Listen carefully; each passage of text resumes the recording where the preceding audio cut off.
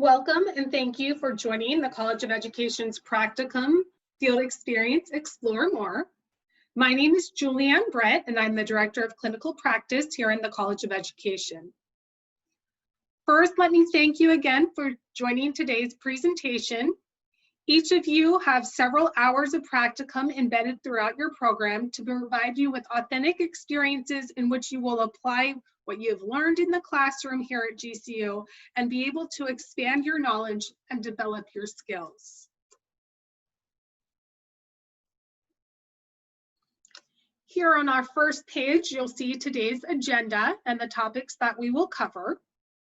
We'll start off by introducing the key support roles we have in place here within the College of Education. We'll also dive into why our programs include practicum, as well as our expectation of you as a candidate completing your practicum hours. Of course, each candidate is required to document where and when their hours were completed, and we'll certainly go over that process and show you how you'll document those hours within our document management system. Now, as you are aware, we've been faced with many challenges more recently due to the COVID pandemic and resulting school closures and restrictions. And because of that, we'll look at some more specific information regarding the fall 2020 semester around what practicum hours will look like. And finally, we'll discuss the resources available to you and to whom you can reach out to if you do have any additional questions. Again, my name is Julianne Brett, and I'm the Director of Clinical Practice here in the College of Ed. Our Clinical Practice Office helps to oversee all items related to practicum, field experience, student teaching, and our educational administration internships. So we do work closely with a variety of different departments here within the university, including our field experience team that consists of field experience counselors and teacher placement counselors. So I'm sure that each of you are aware you're assigned to a field experience counselor, and that person is very well versed in the particular region of the US in which you reside. So he or she can assist you in providing information on program-specific requirements. Here in the College of Education, that would be things like your fingerprint clearance, your required certification exams, what certification looks like in your state, and of course, any of your practicum or field experience requirements. So those of you in our initial licensure programs, which lead to teacher licensure, you're also provided with a teacher placement counselor with whom you will work to secure your student teaching placement. The teacher placement counselor will also help answer any questions you have regarding the student teaching experience as you get closer to the end of your degree program. So you'll see here that we do have a list of field experience and teacher placement counselors. This here is located on the Student Success Center. So you can certainly visit the Student Success Center or check your student portal to see who your assigned field experience counselor is.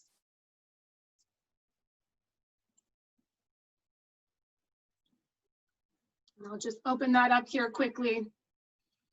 And this does get updated from time to time, but again, you can find this by visiting our Student Success Center. Okay, one thing I wanted to make sure to point out as we go into the next slide is the language itself. So you'll see here at the top, we have practicum equals field experience. Some of you may have heard the term practicum before, while others of you may have heard it referred to as field experience. Different states, different universities, different districts and schools, they've all referred to it in a slightly different way, but really practicum and field experience can be used interchangeably. So it really is kind of the same thing. So here at the university, because we have students in a variety of different states across the nation, you will often see it referred to as practicum / field experience, just in order to encompass any terms that the students may be hearing out there. But at the end of the day, practicum or field experience, it's really the opportunity that you have as an education candidate to observe and participate in a variety of educational settings and to apply all that you're learning in your GCU classrooms into the field, so into those pre-K to 12th grade classrooms. Just as perhaps maybe a pre-med student or a nursing student goes into clinicals or goes into the hospitals to complete hours, and they're really practicing and honing their skills before they go out there into the field and into the profession on their own. The same is true of you as a education student. So really the practicum or field experience, it's that opportunity for you to go into the classrooms, start working with the students, and really be able to hone your skills so you're better prepared for your own future classrooms. So here at GCU, you may have a few earlier courses that do not require fingerprint clearance, but most of your courses that require practicum hours will require that fingerprint clearance be on file. You can tell which courses require fingerprint clearance versus which ones do not by reviewing the course description, which can be found in the university academic catalog or on our Practicum Field Experience fact sheet that's located on the Student Success Center. The fact sheet, which I'll show you in a little bit here, it also details how many hours each course has, as well as the required setting. So again, I'll show you that here in a bit. Those courses that do not require the fingerprint clearance, but may have a few number of hours, anywhere from 2 to 6 hours, typically speaking, those would be interviewing teachers or administrators or others in the education field. If you have a course that requires practicum hours and it does not require fingerprint clearance, you should not be working with students in any way, shape, or form. However, as I mentioned, most of your practicum courses will require fingerprint clearance. And in order to be able to have you complete these experiences in the field and working with those classroom students, it's very important that you get that clearance on file as soon as possible. As you know, educators are held to high standards and must adhere to ethical standards. So it's of utmost importance to ensure we're putting quality candidates out there into the classrooms in order to work with these students. We won't spend a lot of time on this, but if you happen to have any activity that would show up on a background check, you're going to want to let your field experience counselor know as soon as possible. If you are seeking teacher certification, you always want to keep in mind that along with your graduation requirements for your program, you're also going to need to meet your state certification requirements. So if you have any activity on your background, it will be up to that state's Department of Education if that activity would preclude you from being able to become certified. So again, work with your field experience counselor for any questions regarding the specific fingerprint clearance needed for your state. Here in Arizona, students are required to obtain their Arizona IVP fingerprint clearance card.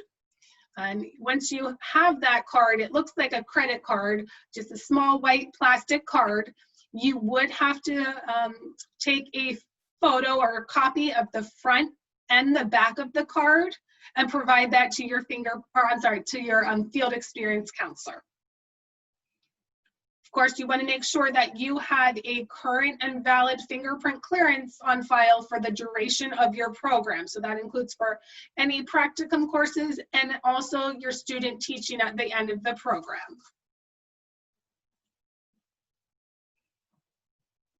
Okay, so this leads us into the next topic, which is our expectations. Really, you might ask yourself, what's expected of me as I begin into these practicum or these field experience courses here at GCU? All of our College of Education candidates, regardless of the program they're in, are held to our academic standards and conduct expectations, as well as our professional dispositions and model code of ethics. So for the sake of time, we're not going to read through each of these, but we do have them up here on the slide. You can find each of these categories or sections here within our university policy handbook and our practicum field experience handbooks, as well as our student teaching handbooks.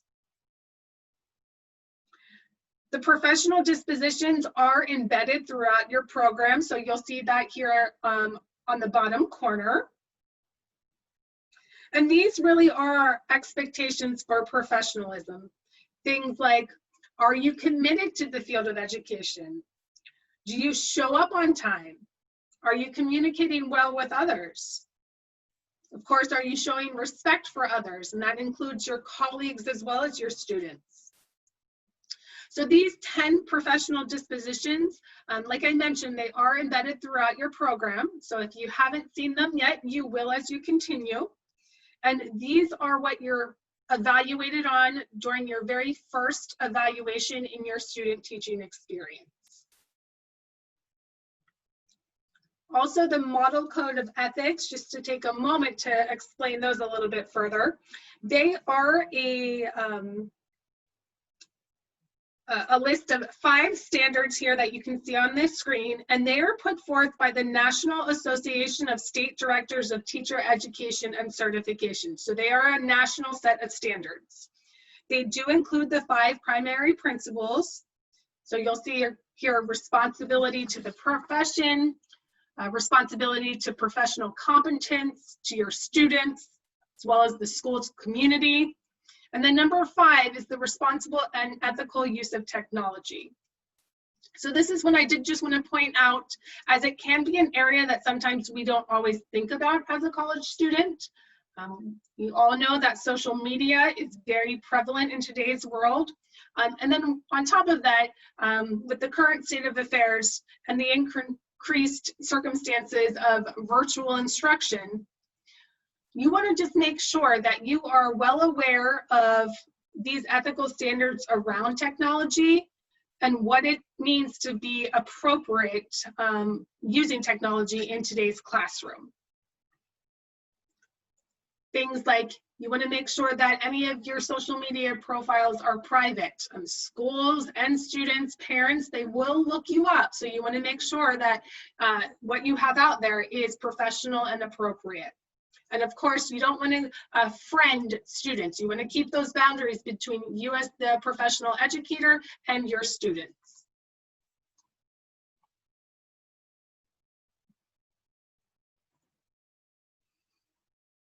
Okay, as I mentioned, each of your courses will have a prescribed number of required hours. And this really could be anywhere between 5 to 30 hours per course.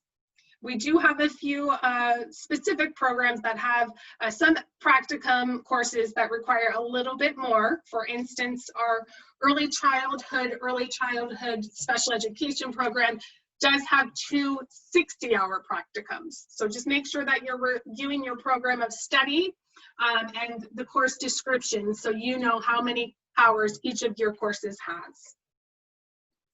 Just keep in mind that these are the minimum required hours. You can certainly do more.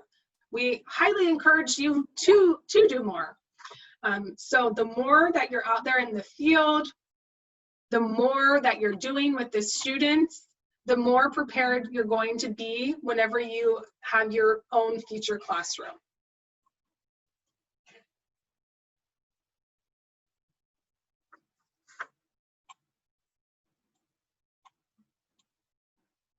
Okay, one of the most common questions we get is, well, what do I wear whenever I go into schools to complete my practicum?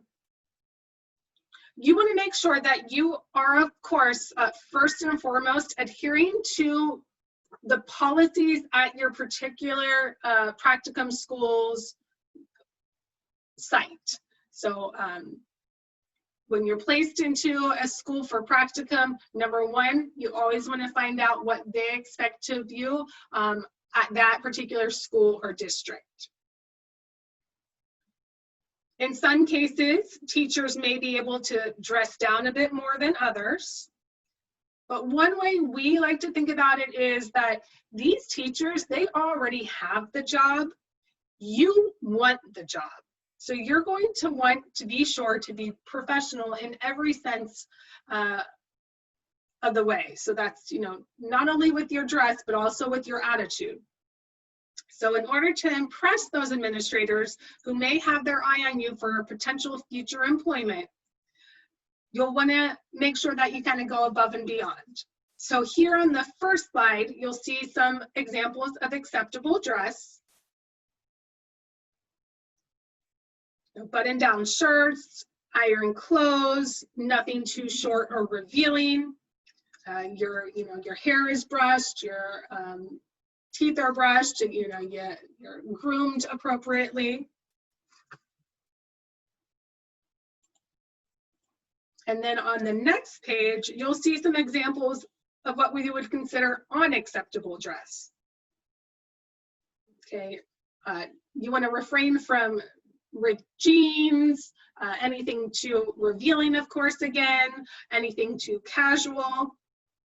Now, we understand there may be certain spirit days or dress down days at the school site, but you want to make sure, again, that you're communicating with the placement site or your mentor teacher, so you're aware of what their expectation of you is, again, regarding dress and any other professional means. Okay, on the next several slides, we will discuss the practicum placement options. So you might be thinking, I have a class coming up that requires practicum. Where do I start? What do I do? So you'll see here on this slide, the three main ways in which placements occur are self-placement. So we'll go into this a little bit further, but that you're placing yourself into the schools or the districts. The second way is a practicum placement request, and that's mainly reserved for those here in Arizona. And last but not least would be a faculty-led placement. So we'll dive into each one of those now. So self-placement means that you as the student set up your practicum placement by reaching out to the district or school site yourself. And this again is going to be the main way that our students that are located outside of Arizona will arrange their placements. We do have a tip sheet on the Student Success Center. And I won't show you that now, but we can talk about that a little bit more here later. But this tip sheet will really walk you step by step through what you need to do to set up your placement. So how to start off by researching the districts and schools in your area where you might be interested in conducting your practicum. And then from there, you can reach out to the district or school site and explain that you're a current GCU student and ask them who the best person would be at the district or school site to talk about arranging practicum. And then once you've established that connection, you'll want to make sure to always follow up and thank them for their time and opening up their school and their classroom to you. So here in Arizona, the vast majority of the public school districts do require that our students first work through GCU to establish a placement. However, there are a handful of public school districts that allow you to reach out directly. And then also many private and charter schools prefer that the student goes directly to them as well. So if you're an online student located here in Arizona, just make sure that you're reaching out to your field experience counselor, as he or she can provide you with a list of some self-placement options. So they can provide you with a list of the public schools that you can contact on your own, or a list of private and charter schools in your area who you could potentially reach out to. For our traditional ground students located in Arizona, you'll want to submit the practicum placement request form in your student portal and indicate that you'll be placing yourself for a practicum. So again, if you have an established connection with a teacher or school site and they are okay with you just working directly with them, you can go ahead and self-place yourself. But again, here in Arizona, many districts don't want the students to contact them. They want the student to work through GCU in order to be placed. One additional thing just to note for our ground candidates, you take several classes in a semester. If you do have less than 10 hours of practicum in any given semester, you will be expected to self-place into a private or charter or a public school that allows for that self-placement option. Again, I understand this could be a little bit confusing. It's a lot of information. So if you have any questions on the particular process you should be following, just go ahead and reach out to your field experience counselor and he or she can walk you through it.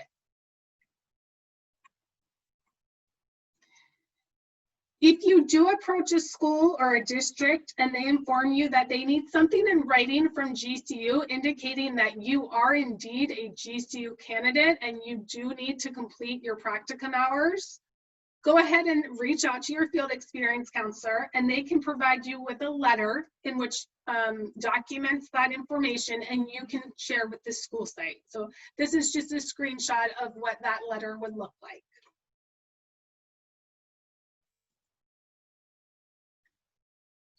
The second way to be placed for practicum, and this you'll see here at the top, is for Arizona candidates only, is a practicum placement request. So like I had mentioned, because Arizona districts really prefer that GCU works directly with them rather than having a number of students reach out to them, we do have this practicum placement request process in place.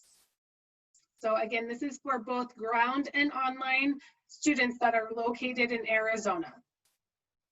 If you're one of our traditional ground candidates, you'll request your practicum placement through the student portal. So there's a practicum request form within your student portal, and you'll fill that out. That goes into our practicum coordinator, and then they will establish the placement for you.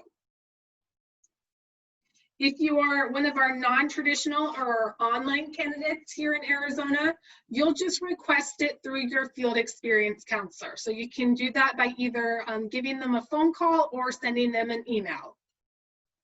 One thing you want to keep in mind is because arrangements of placements do take some time, you just want to be making sure that you either fill out the request form or contact your field experience counselor ahead of time. So that they have the time to then reach out to the districts and secure those placements for you before you get too far into that practicum course. And then here on this next slide are just some important reminders around this practicum placement request. Keep in mind that each district does have their own protocols around placement, and some may take a little bit longer to hear back from than others. Our practicum coordinator and our counselors will reach out to you as soon as any updated information is received. But once the placement is confirmed, we do want you to honor your commitment and ensure that you're setting up time with the mentor teacher to go in and complete those hours. We really frown upon someone that is placed into a school and then does not hold to their commitment, or if you don't show up to your practicum assignment, it really doesn't align with those professional dispositions I showed you on the prior screen, and it could result in some disciplinary action. So of course, we're not going to spend a lot of time on that because I know you're all going to, get your practicums all set up and stick to those commitments. But as always, if you do have any questions about this second type of placement, the practicum placement request, please feel free to reach out to your field experience counselor. You can also email practicuminquiries@gcu.edu. And this again is for Arizona candidates only. The last item we want to mention regarding the practicum placement request is in regards to additional requirements. So sometimes, just depending perhaps on your program or the school site in which you're going into, there may be some additional requirements. For instance, if you're in an early childhood program, here in Arizona, they do require that you have a negative TB test on file. So that's an additional requirement for that particular program here in Arizona. All schools and districts here in Arizona are going to require that you have an Arizona IVP fingerprint clearance card, which we talked a little bit about. So that is something that you'll have to have on file prior to any practicum courses. And then other times, schools or districts may just require additional paperwork. Some of them have applications that they prefer you fill out. Some may want to see a resume. Sometimes some of them even request a copy of your driver's license. So your counselor will let you know if the particular school site that you're going into does require any additional information. And then the third and last way in which you can be placed for practicum is through your course faculty member. And this would really be for those students, again, located on our traditional ground campus. Several of our ground faculty members have partnerships with local districts and schools. And in this case, the faculty member will let you and your fellow peers within your class know where the practicum will be held, and he or she will provide you with all the details.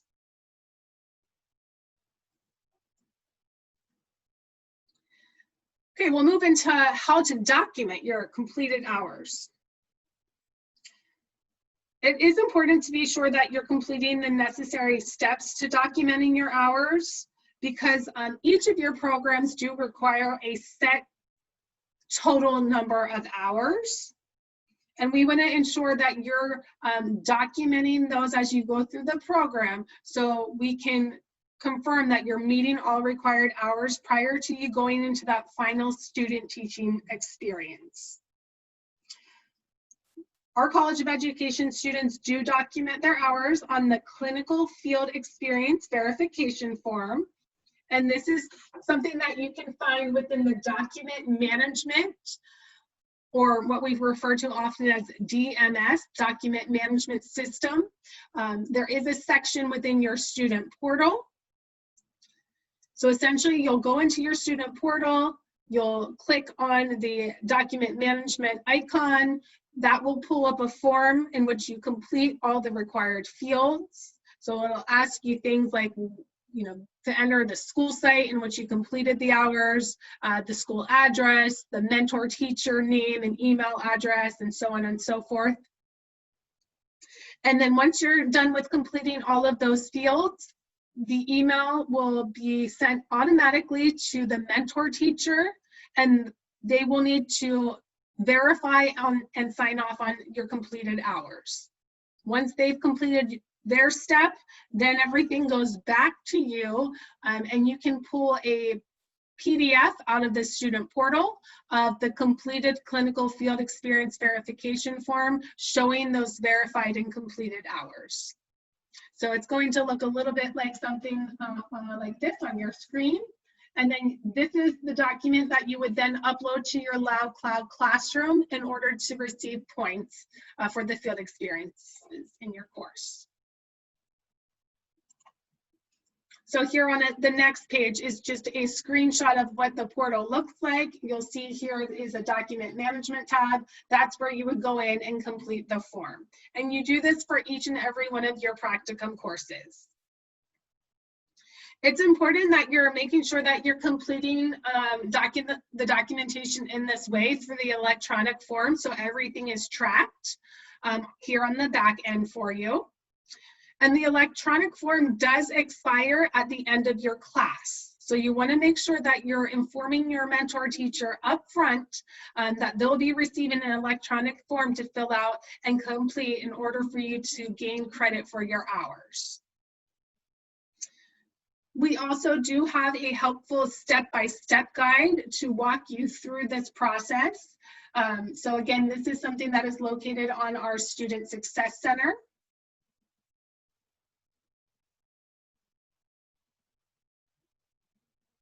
And we'll just walk you through step by step. I'll see if I can get it to move here a little bit. So this is several pages long, but it shows you each and every step of how to complete the form. Once you've completed it, it will go to the mentor to review for accuracy, and then it will come back to your student portal to grab as a PDF and upload to your online classroom.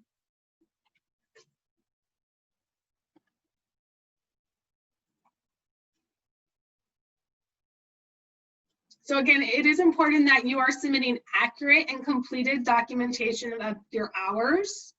And in order for us to recommend you for certification at the state level, we need to ensure that you have completed all programmatic requirements, and that does include those embedded practicum field experience hours.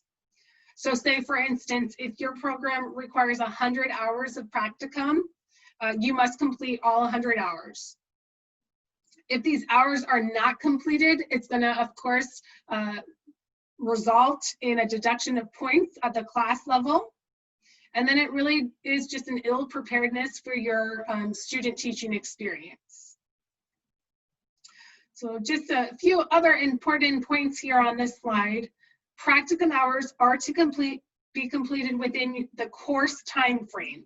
So you cannot utilize hours or experiences from dates prior to or after your course. Those hours must be completed within that course time frame. In addition, practicum hours are what we call mutually exclusive. So there's no double dipping. So let's say you're scheduled for 2 courses at one time, and each of those courses has 5 hours. You have to complete a total of 10 hours. You can't use the 5 hours that you completed for one course for another course. And then finally, just a quick reminder that the college does audit the hours, so it's important to be accurate and truthful in your documentation. Certainly we hope that this never happens, but if a student does make up or falsify the hours, he or she can be sent to the Code of Conduct Committee for review and potential disciplinary action.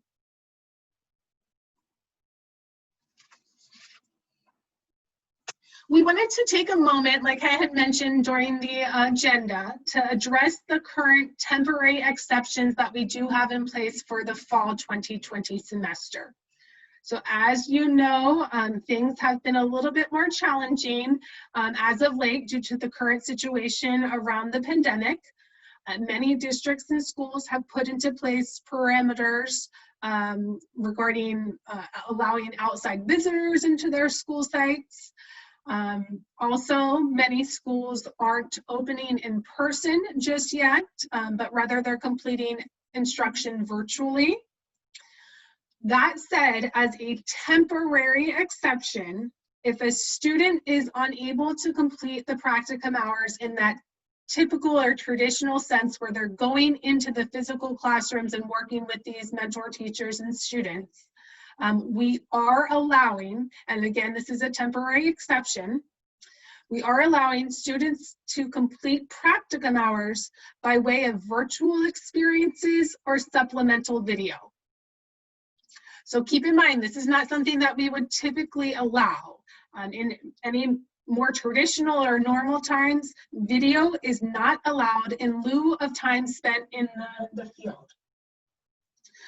Of course, we here in the College of Education are continuing to monitor this situation, and we will certainly be reaching out to students when this temporary exception is no longer an option.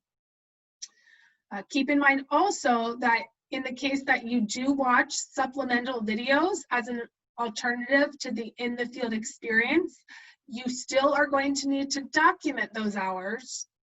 Rather than submitting the clinical field experience verification form to a mentor teacher, you're going to submit it to your course instructor. So your course instructor will sign off on the forms in the case that you do watch videos rather than go out there into the field. Here on this page, you'll also see a number of links to resources in which you can find some quality videos.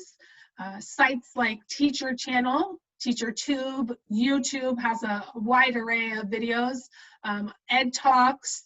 We also have more recently created a video library here in the College of Education, and that is also located on our Student Success Center under the Additional Resources tab. So those are just options for you. It's not a end-all be-all list, but great places to start as you find videos to take place of the in-the-field experience.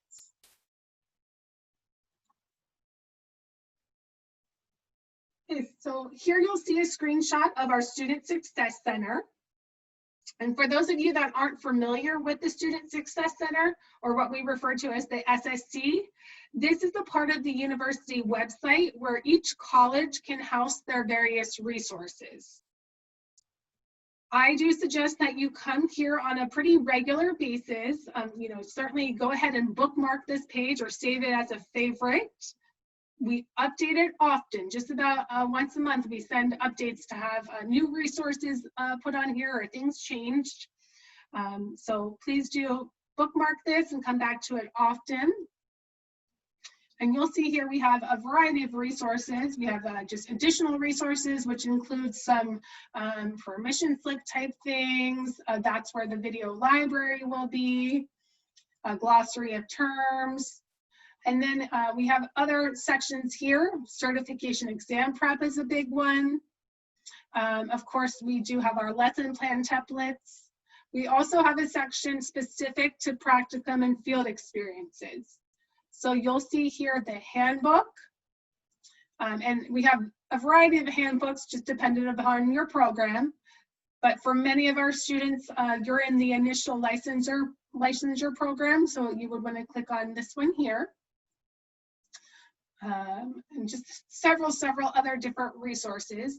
Like I mentioned, we have the tip sheet, and this will walk you through, again, tips on how to set up your practicum experiences. So if you're in the case where you're located outside of Arizona and you need to self-place for practicum, you can come here and read through the steps on how you would do that. We also have the Practicum Field Experience fact sheet, and this does list each and every course here in the College of Education that we have that requires practicum. You'll see it's listed in alphabetical order, and it will give you the course, the required number of hours, and the required setting in which you are to complete those hours. Now remember, you can't complete the hours ahead of time. You have to wait until you start the course. However, what you can do is start to plan and prepare. So if you have your class schedule, you'll want to take a look at that and see what courses you have coming up, and then take a look at this to see, okay, I have, let's say EC 400 coming up. I know that's going to have 10 hours, and I need to be in a pre-K to third grade classroom. And then you can start to plan and prepare where you may complete those hours.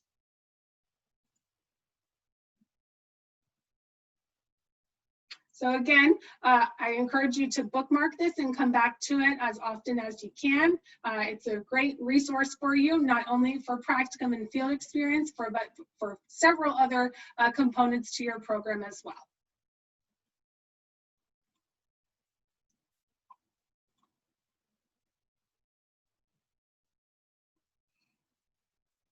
For those of you located here in Arizona, or even those that may want to move to Arizona one day, we do hold our Leap to Teach and Lead Career and Networking Expo, and that's held every semester. This is an event where we invite districts and schools from across Arizona to come to campus and connect with our students. And that's really all of our students, those that are early on in their program, all the way up to those that are ending their program or have even graduated. Again, like I mentioned, it's just a really great way to connect with schools and districts in the area. That could be for practicum or field experience placements, maybe student teaching, or as you get closer to the end of your program for potential future employment opportunities. It's also just a great opportunity for you to come and practice your speaking skills with professionals in the field. So for the fall 2020 semester, unfortunately, we're not going to be able to have the event in person on campus, but good news is that we will be able to still hold the event. It will just take place virtually. So more information to come on that, but please do save the date. That will be held on December 2nd. So again, just be on the lookout. We'll email you more information as we get closer to the day of.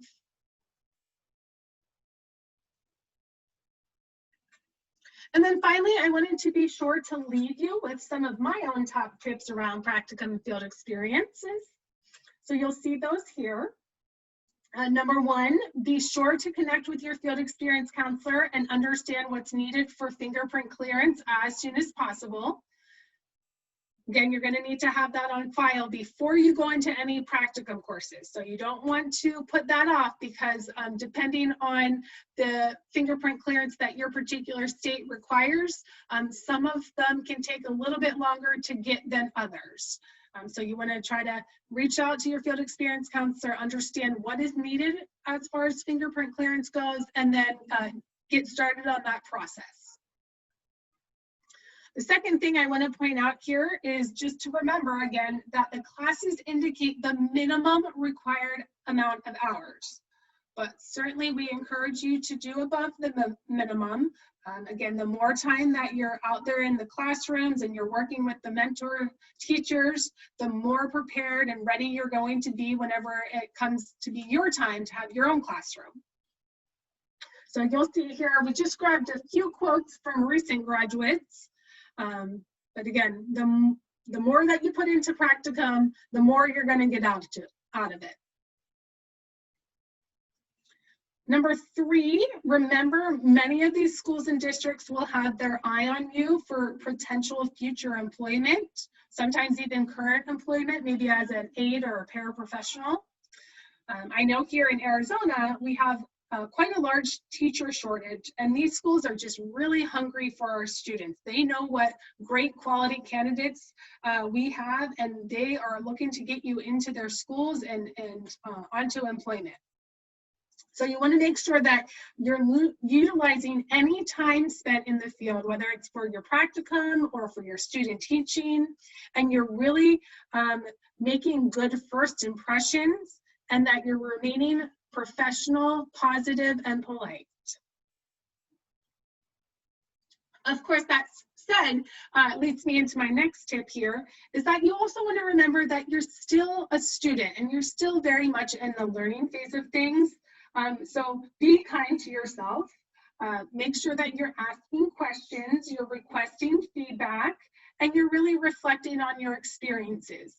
So we here in the College of Education really embody a spirit of continuous improvement, and just know that we can, no matter how long we've been at it, we can always improve our practice. So just make sure that you're open to feedback and you're using that as a helpful roadmap to your success rather than a criticism.